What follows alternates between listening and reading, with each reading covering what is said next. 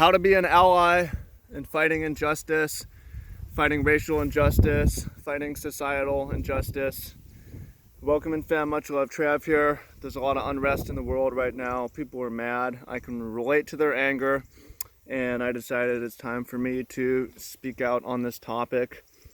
I'm not going to try to convince you how to feel, but if you feel a certain way, you want to be of service, you want to help make change, you want to help make things better for yourself and for other people, then listen in, because I have some advice for how to go about doing that. So, can you relate to being like, I want to do something, I'm not sure what to do, I'm not sure if what I'm doing is helping? Is, going out in the streets helping? Is posting something helping? Is reaching out helping?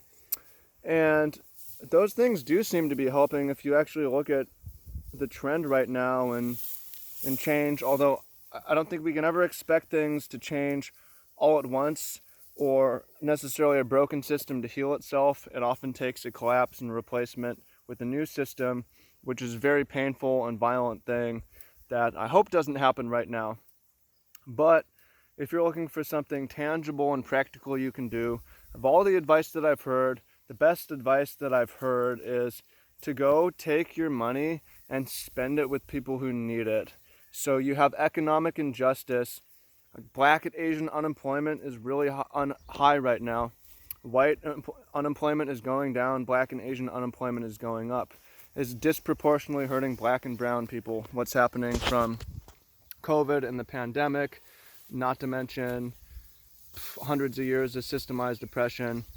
And so what you can do is you look at black business owners, go eat at their restaurant. You look at Asian supermarket owners, go buy their produce. You look at Hispanic property service business owners, go hire them for what you need done. So the point is, you keep money flowing between the dominant people, European Americans, it's going to stay that way. You may need to go out of your way, go somewhere, drive somewhere, and spend your money with people who are disadvantaged and need it. And I'm not just talking. This is something that we do in our organization. We have a program specifically called that does a really good job of this, the Food Hub. We buy food from local growers who are often Native Hawaiian people, brown people, and who are, we're colonized. And we send money out into the community, and we take the colonizers' money and we spend it with the colonized money. So that's one of the ways that we fight injustice.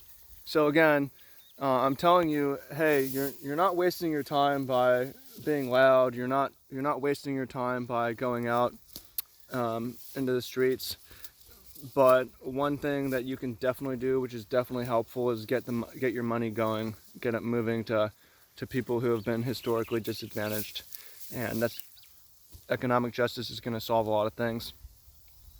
I have one more suggestion, and then I'm going to tell you if you're a minority and you're wondering what to do.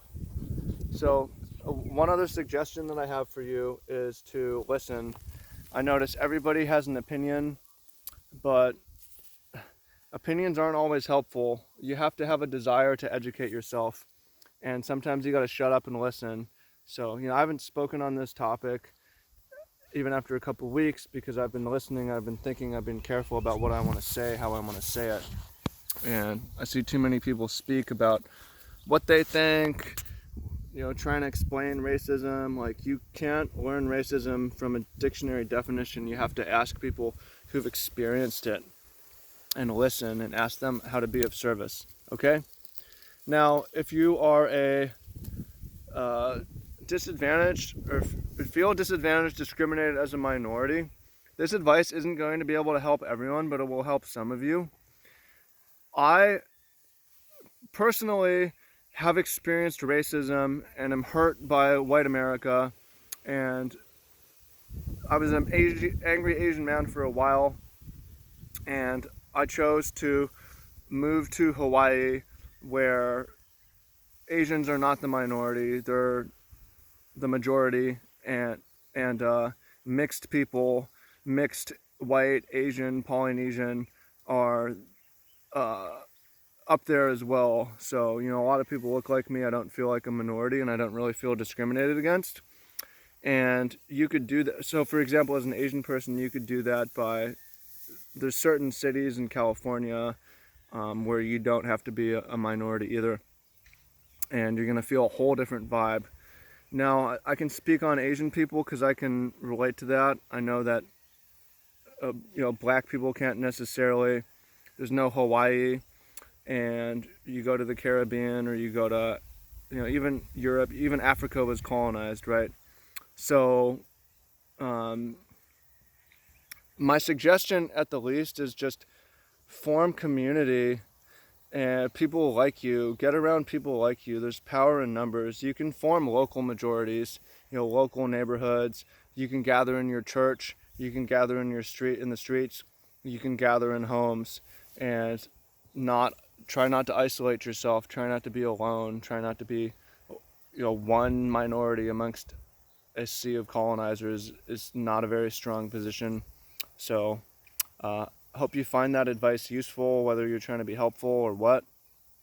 It's the best advice that I can give, and I'm also open to listen. So if you think you have better advice or think that I'm wrong or uneducated on something, please comment down below, and we can get this conversation going. So everybody say goodbye